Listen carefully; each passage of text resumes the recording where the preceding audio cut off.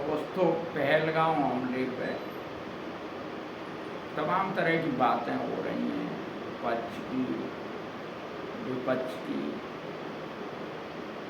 कुछ लोग कह रहे हैं कि मोदी ने खुद जो ये कराया है, जैसे पहले पुलवामा के लिए भी लोग आरोप लगाते थे अपने राजनीतिक लाभ के लिए। कुछ लोग कह रहे हैं कि जो है नहीं हुआ है। तमाम तरह की बातें आ रही हैं। कुछ लोग कह रहे हैं कि मुसलमान घोड़े खच्चर वाले मिले हुए थे। कुछ लोग जो है कह रहे हैं नहीं, उनकी कोई गलती नहीं है। जितनी मुंह उतनी बातें चल रही हैं। लेकिन मैं आपसे एक बात कहता हूँ कि आप अपने दिमाग से ही सोचो। तरह तरह की बातें हैं, लेकिन हमला तो हुआ ही है ना। और ये हमला धर्म पूछ के हुआ है, ये भी बात जो है सही है,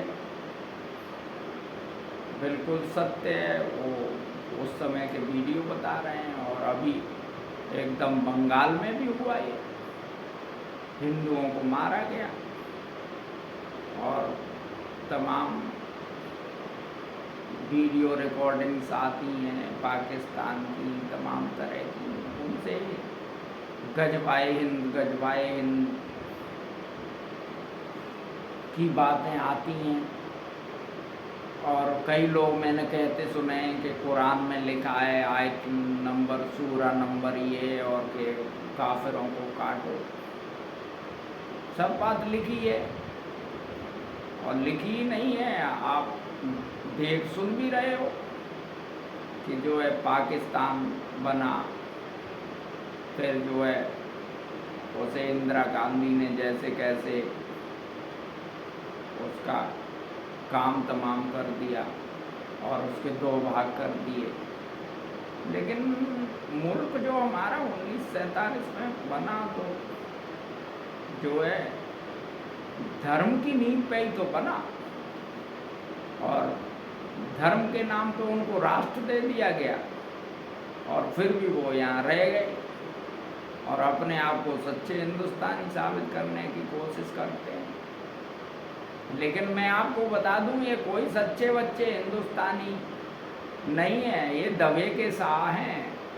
जब तक ये कम है तब तक ये दबे हुए हैं, और जैसे ही ज़्यादा हुए, इनकी तो फितरत है मुसलमानों की, ये कोई नई चीज़ थोड़ा ही है। मैं आपको किस्सा सुनाता हूँ कि मैं जो है गंडुनवारा में पढ़ता था।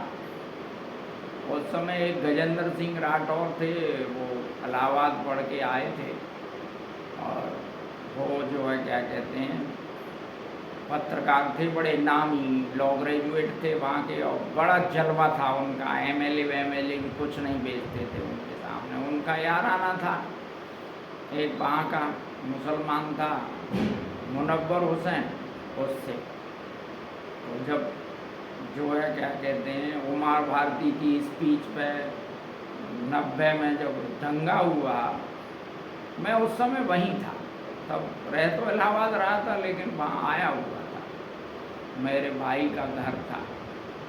तो जो है गजेंद्र सिंह, दंगा हो रहा था, तो वो सोचे कि हमें कौन मारेगा। मुनव्वरा जो था, मुनव्वर हुसैन, जो बाद में चेयरमैन भी बना, वो बड़ा अच्छा खासा गुंडा था और गजेंद्र सिंह से बड़ा याराना था। तो पटियाली से गजेंद्र सिंह स्कूटर लेके जो है गंडुनवारे को चल दिए। उन्होंने कहा हमें किसकी चिंता है, कोने पे ही रहता है वो चुंगी के पास। तो दोस्तों बताऊं कि घुसते ही उनको मुस्लिम लड़कों ने पकड़ लिया और उनको काट डाला। और ये बताते हैं कि मुनव्वरा ने इशारा कर दिया कि जान से ही मार दो, नहीं बड़ा बवाल होगा। बाद में नाले वाले में उनकी जैकेट वैकेट मिली। और दूसरी बात बताएं फितरत की, तो हमारे भाई थे मुनिंदर सिंह, बड़े दबंग थे, तो हमारी भतीजी वहाँ पढ़ती थी कन्या पाठशाला में, तो वहाँ से मुस्लिम लड़कियाँ 4-5 उसके साथ भाग आई डर के मारे। तो हमारे दद्दा बंदूक लेके उनको जहाँ तक उनकी सीमा, जहाँ के बाद ढूंढवारा शुरू होता था वहाँ तक उन्हें इतने दंगे में भी छोड़ने गए। पहले घर में रोके रहे और मेरे बच्चियाँ आए उनको छोड़ने गए अपनी जान पर के।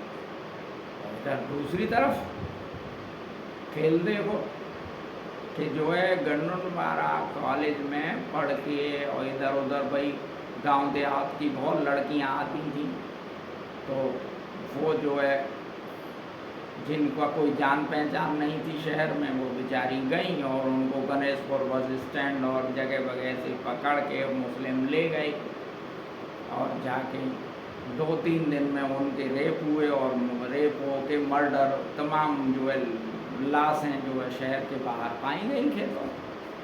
तो ये होती है फितरत, हमारी फितरत है अलग तरह की, इन मुस्लिमों की फितरत है अलग तरह की।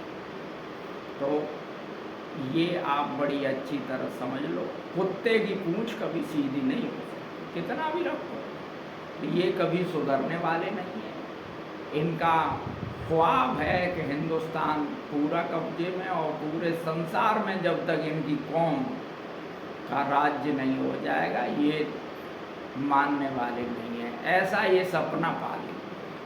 तो जो भाई इलाज किसका है, जो चीज़ को समझता हो, जिसका सपना ही पल गया हो, उसका कोई इलाज नहीं है। तो इसलिए आप अपनी किताबों को देखो, उनकी किताबों में क्या लिखा है, आपकी किताबों में क्या लिखा है। आपकी किताबों में लिखा है कि हंते को हनिए और बाप दोष न गिनिए, लिखा है, समझ गए। हर जगह जो है श्री कृष्ण ने पूरा युद्ध करा दिया।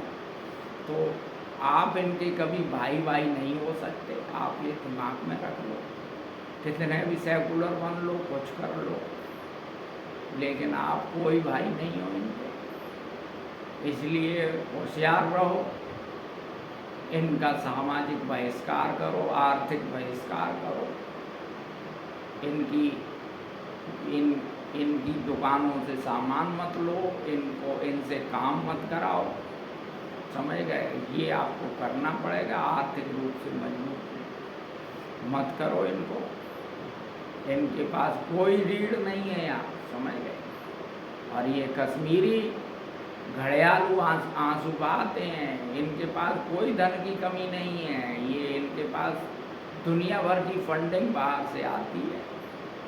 तो इसलिए मैं आपको बता दूं, जो है आप अपनी तैयारी करो। देश बहुत एक निर्णायक जंग की तरफ जा रहा है, इसलिए अपनी तैयारी करो, अपने को वीर बनाओ और जो है टुकड़े में बट रहे हो ये बंद करो। दलितों, खासकर मैं आपसे आह्वान करना चाहता हूँ, आप इन अपने दलित नेताओं के चक्कर में मत आओ। तो अभी कई किस्से देखो, मुस्लिमों ने जो है वाल्मीकि की बारात नहीं निकलने दी, मारा, समझ गए। मुस्लिमों ने ये किया, दलितों के साथ अत्याचार करते हैं। तुम्हारा नेता वहाँ नहीं जाता, वो तो बस उसे एमपी बनना था तो बन गया, समझिए। इनको अपना एमपी बनने से मतलब आप अपना देखो भाई। राजपूत तो रणबांकुरे हैं, पहले भी लड़े अब भी लड़ेंगे, समझ गए। लेकिन उनकी तो वीरांगनाएं जौहर कर लेंगी, आपकी क्या करेंगी, आप देख लो। तो इसलिए मैं आपको फिर समझा रहा हूँ, जातियों में मत बटो, जिसकी जो विशेषता है उस तरह से लड़ो, इनका आर्थिक बहिष्कार करो।